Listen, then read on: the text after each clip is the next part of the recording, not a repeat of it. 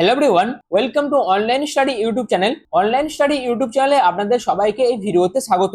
তো এই ভিডিওর মাধ্যমে যে আপডেটটি আপনাদের কাছে তুলে ধরবো সেটা হচ্ছে পশ্চিমবঙ্গ গ্রাম পঞ্চায়েত রিক্রুটমেন্ট সম্পর্কিত। তো সম্প্রতি পঞ্চায়েত মন্ত্রী দিলীপ ঘোষ একটি কথা বলেছেন, যেখানে তিনি বলেছেন পশ্চিমবঙ্গে প্রায় প্রত্যেকটি যে পঞ্চায়েত আছে সেই প্রত্যেকটি পঞ্চায়েতে মোট 6000-এর বেশি শূন্যপদ কিন্তু আছে এবং তার তরফ থেকে আশ্বাস দেওয়া হয়েছে যে 6000 পোস্টের জন্য কিন্তু নতুন করে নিয়োগ বিজ্ঞপ্তি প্রকাশিত করা হবে।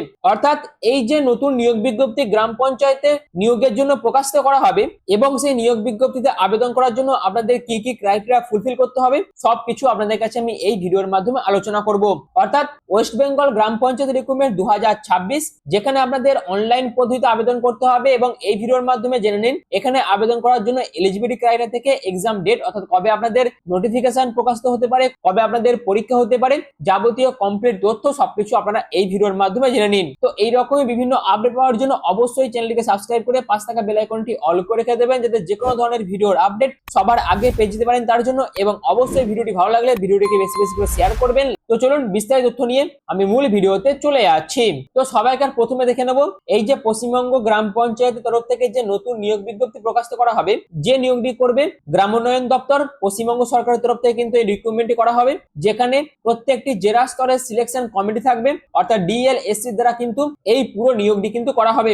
যেখানে আপনাদের গ্রাম পঞ্চায়েত স্তরে বিভিন্ন পোস্ট আছে, যেমন এক্সিকিউটিভ অ্যাসিস্ট্যান্ট, তার পাশাপাশি গ্রাম পঞ্চায়েত কর্মী, নির্মাণ সহায়ক, সচিব সহ আরো বিভিন্ন সহায়ক পোস্টের জন্য গ্রাম পঞ্চায়েত স্তরে কিন্তু এই নিয়োগ বিজ্ঞপ্তি প্রকাশিত হবে।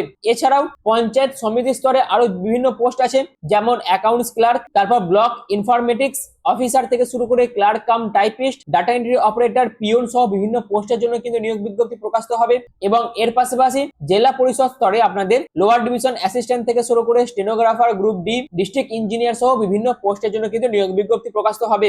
এবং এই সমস্ত নিয়োগ বিজ্ঞপ্তিগুলো যে প্রকাশিত করা হবে তার অফিসিয়ালি যে আপডেট সেটা কিন্তু এই দপ্তরের যে মিনিস্টার আছে, অর্থাৎ গ্রাম উন্নয়ন দপ্তর বা পঞ্চায়েত দপ্তরের মন্ত্রী শ্রী দিলীপ ঘোষ কিন্তু অলরেডি মেনশন করেছেন, যেখানে তিনি বলেছেন প্রায় 6000 যে শূন্যপদ আছেন সেই প্রত্যেকটা শূন্যপদ কিন্তু খুব শীঘ্রই কিন্তু পূর্ণ করা হবে এবং তার জন্য অর্থাৎ এই নিয়োগ বিজ্ঞপ্তি প্রকাশিত করার জন্য কিন্তু দপ্তরগুলির তরফ থেকে প্রস্তুতিও কিন্তু শুরু করা হয়েছে।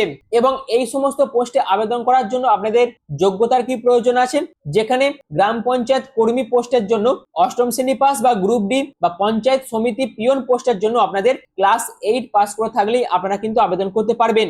এছাড়াও বিভিন্ন যে সহায়ক পোস্ট আছেন, তার পাশাপাশি ক্লার্ক কাম টাইপিস্ট যে পোস্ট আছেন, অ্যাকাউন্টস ক্লার্ক, ডিইও এবং এলডিএ পোস্টের জন্য আপনাদের মাধ্যমিক পাসের প্রয়োজন আছে, অর্থাৎ মাধ্যমিক পাস করে থাকলে আপনারা কিন্তু বিভিন্ন পোস্টে আবেদন করতে পারবেন। এর পাশাপাশি যদি আপনারা যে কোনো ডিসিপ্লিন থেকে উচ্চ মাধ্যমিক পাস করে থাকেন সেক্ষেত্রে আপনারা কিন্তু পঞ্চায়েত সচিব পোস্টে আবেদন করতে পারবেন। এছাড়াও গ্রাজুয়েশন কমপ্লিট করে থাকলে আপনারা এক্সিকিউটিভ অ্যাসিস্ট্যান্ট থেকে শুরু করে ব্লক ইনফরমেটিক্স অফিসার পোস্টে আবেদন করতে পারবেন।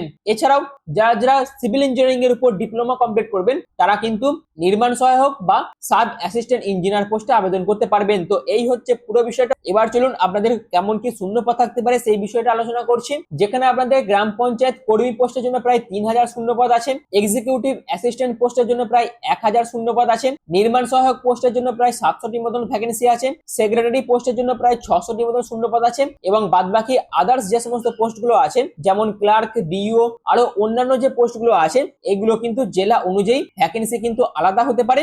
অর্থাৎ যেহেতু নোটিফিকেশনটা প্রত্যেকটা জেলা অনুযায়ী প্রকাশিত করা হবে, তার জন্য যখন অফিসিয়ালি ভাবে নোটিফিকেশন প্রকাশিত হবে তখন কিন্তু এই বাদবাকি পোস্টগুলোর জন্য কত কি শূন্যপদ থাকবে সেই বিষয়টা আপনাদের কাছে ক্লিয়ার হয়ে যাবে। কিন্তু ওভারঅল গ্রাম পঞ্চায়েত কর্মী থেকে শুরু করে এক্সিকিউটিভ অ্যাসিস্ট্যান্ট, নির্মাণ সহায়ক, সেক্রেটারি পোস্টের জন্য এই শূন্যপদই কিন্তু থাকবে বা এর থেকে বেশি শূন্যপদও কিন্তু থাকতে পারে। বাদবাকি সমস্ত আপডেট যখন অফিসিয়ালি নোটিফিকেশন প্রকাশিত হবে তখনই আপনাদের কাছে বিস্তারিতভাবে সেই তথ্যটাও তুলে ধরবো। এরপরে আছে সিলেকশন প্রসেস, যেখানে পশ্চিমবঙ্গ গ্রাম পঞ্চায়েত নিয়োগ 2026-এ প্রার্থীদের বাছাই কয়েকটি ধাপের মাধ্যমে কিন্তু করা হবে। এবং এই সিলেকশন প্রসেসগুলি কি কি থাকবে, যেখানে সবাইকার প্রথমে আপনাদের লিখিত পরীক্ষা হবে, অর্থাৎ প্রথমে রিটেন এক্সাম, যেখানে আপনাদের সাধারণ জ্ঞান, রিজনিং, ইংরেজি, ও সংশ্লিষ্ট বিষয় থেকে আপনাদের প্রশ্ন থাকবে এবং এই যে পরীক্ষাটি নেওয়া হবে এই পরীক্ষা নির্ধারিত যে পাস মার্ক থাকবে অর্থাৎ যে কাট অফ থাকবে সেই কাট অফ যারা যারা ক্লিয়ার করতে পারবেন তাদের কিন্তু পরবর্তী নেক্সট রাউন্ডে রাখা হবে এবং যারা যারা লিখিত পরীক্ষায় পাস করবে অর্থাৎ যারা যারা রিটেন ক্লিয়ার করতে পারবে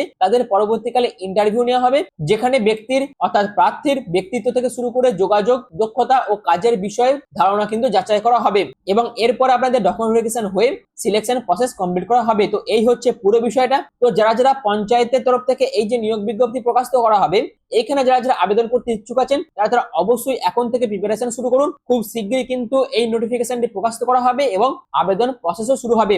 আপনারা দেখেছিলেন বিগত সরকার যখন ছিল তখন এই পঞ্চায়েত রিক্রুটমেন্টের জন্য অফিসিয়ালি ভাবে রেজিস্ট্রেশন প্রসেসও কিন্তু চালু করা হয়েছিল, সমস্ত তথ্য কালেক্ট করা হয়েছিল, কিন্তু পরবর্তীকালে সেই নোটিফিকেশন কিন্তু আর প্রকাশিত করা হয়নি পুরনো সরকারের তরফ থেকে। কিন্তু সরকার যখন চেঞ্জ হলো তখন গ্রাম পঞ্চায়েত ডিপার্টমেন্টের যে মন্ত্রী আছেন শ্রী দিলীপ ঘোষ তিনি কিন্তু অফিসিয়ালি ভাবে জানিয়েছেন যে খুব শীঘ্রই প্রত্যেকটা ডিপার্টমেন্ট ওয়াইজ কিন্তু এই নোটিফিকেশন গুলি প্রকাশিত করা হবে এবং খুব শীঘ্রই কিন্তু নিয়োগ প্রসেসও চালু করা হবে। সেই রকম করেও কিন্তু তারা তাদের মতন করে প্রিপারেশন কিন্তু শুরু করে দিয়েছেন। তো যারা যারা এখানে আবেদন করতে ইচ্ছুক আছেন তারা অবশ্যই এখন থেকে সাধারণ জ্ঞান অর্থাৎ জিকে থেকে শুরু করে রিজনিং, ম্যাথ, ইংলিশ প্রত্যেকটা সাবজেক্ট ওয়াইজ ডিটেলসে প্রিপারেশন নিন এবং পঞ্চায়েত রিক্রুটমেন্টের প্রিভিয়াস ইয়ারের কোশ্চেন গুলো প্রপার ওয়েতে সলভ করতে থাকুন যাতে পরীক্ষার সময় ভালোভাবে পরীক্ষা দিয়ে আপনারা যাতে এই সুযোগটিকে কাজে লাগাতে পারেন। এছাড়াও আপনারা যে বিভিন্ন পোস্ট আবেদন করবেন সেই প্রত্যেকটা পোস্ট ওয়াইজ কি কি এডুকেশন কোয়ালিফিকেশন প্রয়োজন সেটা আমি আগেই আলোচনা করে দিয়েছি এবং তার পাশাপাশি সেই এডুকেশন কোয়ালিফিকেশনের পাশাপাশি অবশ্যই আপনাদের বেসিক কম্পিউটার নলেজ কিন্তু জানতে হবে।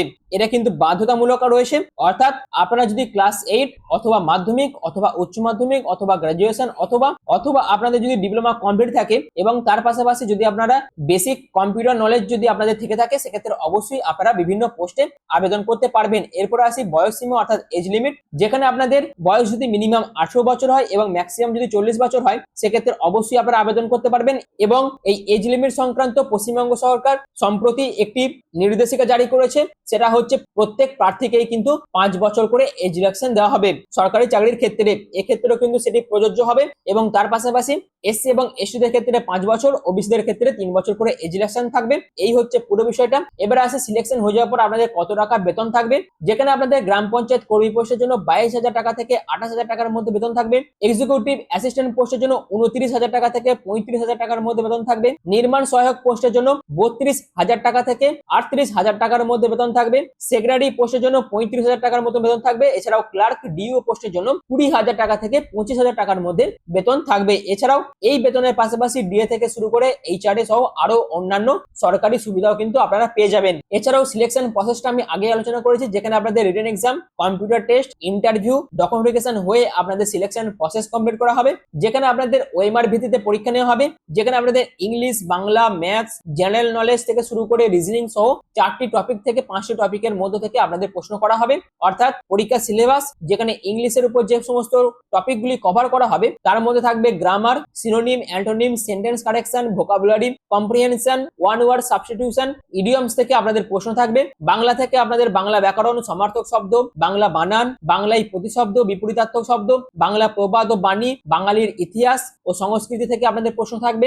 এর পাশাপাশি ম্যাথামেটিক্স এর মধ্যে সংখ্যা পদ্ধতি, লাভ ক্ষতি, লসাগু গসাগু, অনুপাত সমানুপাত, তারপর পার্সেন্টেজ, সরল ও চক্রবৃদ্ধি সুদ, সময় ও দূরত্ব, গড়, সময় ও কাজের উপর আপনাদের প্রশ্ন থাকবে। এরপর জেনারেল নলেজ ও কারেন্ট অ্যাফেয়ার্স থেকে আপনাদের ভারতের ইতিহাস থেকে শুরু করে ভারতের ভূগোল, অর্থনীতি, ভারতের রাজনীতি, গ্রামীণ শাসন ও পঞ্চায়েতি রাজ থেকে শুরু করে পরিবেশবিদ্যা, পল্লী উন্নয়ন কর্মসূচি, গ্রামীণ এলাকার সরকারি প্রকল্প, গ্রামীণ সমাজবিজ্ঞান, সংস্কৃতি, এই সমস্ত টপিক ধরে ধরে আপনাদের কিন্তু প্রশ্ন হবে। তো আপনাদের এই যে জিকে এবং কারেন্ট অ্যাফেয়ার্স এর যে সিলেবাস সেটা কিন্তু সম্পূর্ণভাবে এই অনলাইন স্টাডি ইউটিউব চ্যানেলের মাধ্যমে কিন্তু পুরো সিলেবাসটা কভার করার চেষ্টা হবে। তার পাশাপাশি ম্যাথামেটিক্স এর যে সিলেবাস আছে সেই সিলেবাসটাও কিন্তু কভার করার চেষ্টা হবে। অবশ্যই তার জন্য ভিডিওটিকে বেশি বেশি করে শেয়ার করবেন এবং অবশ্যই চ্যানেলটিকে সাবস্ক্রাইব করে পাশে থাকা বেল আইকনটি অল করে রেখে দেবেন। এবং এর পরবর্তীতে আপনাদের যে কম্পিউটারের উপর যে পরীক্ষা হবে সেখানে আপনাদের MS Word, Excel, internet, basic কম্পিউটারের উপর কিন্তু প্রশ্ন থাকবে। তো এই তো হচ্ছে পরীক্ষার সিলেবাসটা। আশা করি পুরো বিষয়টা ক্লিয়ার করতে পেরেছি। এরপর আসি আপনাদের কি কি ডকুমেন্টস লাগবে,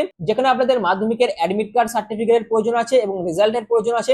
এছাড়াও আইডি প্রুফ হিসেবে আধার কার্ড, কাস্ট বিলং করে থাকলে কাস্ট সার্টিফিকেট, তার পাশাপাশি রেসিডেন্সিয়াল সার্টিফিকেট, পাসপোর্ট সাইজ ফটোগ্রাফের প্রয়োজন আছে এবং তারপর আপনাদের সিগনেচার, কম্পিউটার সার্টিফিকেট, যদি আপনাদের গ্র্যাজুয়েশন কমপ্লিট থাকে সেক্ষেত্রে গ্র্যাজুয়েশনের মার্কশিটের প্রয়োজন আছে। তো অবশ্যই এই সমস্ত ডকুমেন্টস গুলো আপনাদের কিন্তু আবেদনের টাইমে প্রয়োজন হবে এবং পরবর্তীকালে আপনারা যখন ডকুমেন্ট ভেরিফিকেশনে যাবেন সেই ডকুমেন্ট ভেরিফিকেশনের টাইমেও আপনাদের এই সমস্ত ডকুমেন্টস এর অরিজিনালের পাশাপাশি সেলফ অ্যাটেস্টেড ফটোকপি কিন্তু নিয়ে যেতে হবে। এই তো হচ্ছে ডকুমেন্টস এর বিষয়টা। এরপর আসি আপনারা আবেদন কিভাবে করবেন। যেখানে এখনো পর্যন্ত যে আপডেটটি উঠে আসছে সেখানে আপনাদের সম্পূর্ণ অনলাইন মাধ্যমে আবেদন করতে হবে। যেখানে সবার প্রথমে আপনাদের WBPRMS যে অফিসিয়াল পোর্টাল আছে সেখানে ভিজিট করতে হবে, valid mail ID, valid phone number দিয়ে রেজিস্ট্রেশন করতে হবে, তারপর আপনাদের নিজেদের তথ্য দিয়ে ফর্ম ফিল আপ করতে হবে এবং তারপর আপনাদের ডকুমেন্টস আপলোড করতে হবে, আবেদন মূল্য জমা করতে হবে এবং তারপর আপনাদের ফাইনাল সাবমিট করতে হবে এবং সেই ফর্মটির প্রিন্ট আউট বের করে রেখে দিতে হবে ফিউচার রেফারেন্সের জন্য। তো এই হচ্ছে পুরো বিষয়টা। অর্থাৎ পঞ্চায়েত দপ্তরের রিক্রুটমেন্ট দীর্ঘদিন বন্ধ থাকলেও সেই রিক্রুটমেন্ট প্রসেস কিন্তু আবারও চালু হয়েছে এবং পঞ্চায়েত মন্ত্রী দিলীপ ঘোষ কিন্তু সেই বার্তাটাই আমাদের সবাইকার কাছে দিয়েছেন। অর্থাৎ খুব শীঘ্রই কিন্তু এই নিয়োগ বিজ্ঞপ্তির অফিসিয়াল নোটিফিকেশন কিন্তু প্রকাশিত হবে। তার আগে এখানে আবেদন করার জন্য কি কি তথ্য আপনাদের জানতে হবে, কোন কোন টপিক ধরে আপনাদের পড়াশোনা করতে হবে অর্থাৎ প্রিপারেশন শুরু করতে হবে, এজ ক্রাইটেরিয়া কি কি আছে, পোস্ট ওয়াইজ এডুকেশন কোয়ালিফিকেশন কি, সবকিছু বিস্তারিত হবে আপনাদের কাছে আমি এই ভিডিওর মাধ্যমে তুলে ধরলাম। আশা করি পুরো বিষয়টা আপনাদের কাছে আমি ক্লিয়ার করতে পেরেছি। তো যদি ভিডিওটি ভালো লেগে থাকে, যদি ভিডিওটি আপনাদের কাছে ইনফরমেটিভ মনে হয়, তাহলে এই পঞ্চায়েত নিয়োগ বিজ্ঞপ্তির যাবতীয় খুঁটিনাটি বাদবাকি সমস্ত আপডেট পাওয়ার জন্য অবশ্যই এখনই চ্যানেলটিকে সাবস্ক্রাইব করে পাশে থাকা বেল আইকনটি অল করে রেখে দিন। এছাড়াও ভিডিওটি ভালো লাগলে অবশ্যই ভিডিওটিকে লাইক এবং শেয়ার করে দিন। আর ভিডিওটি এখনের মতন এটুকুই। পুরো ভিডিওটি প্রথম থেকে শেষ পর্যন্ত দেখার জন্য আপনাদের প্রত্যেককে অসংখ্য ধন্যবাদ।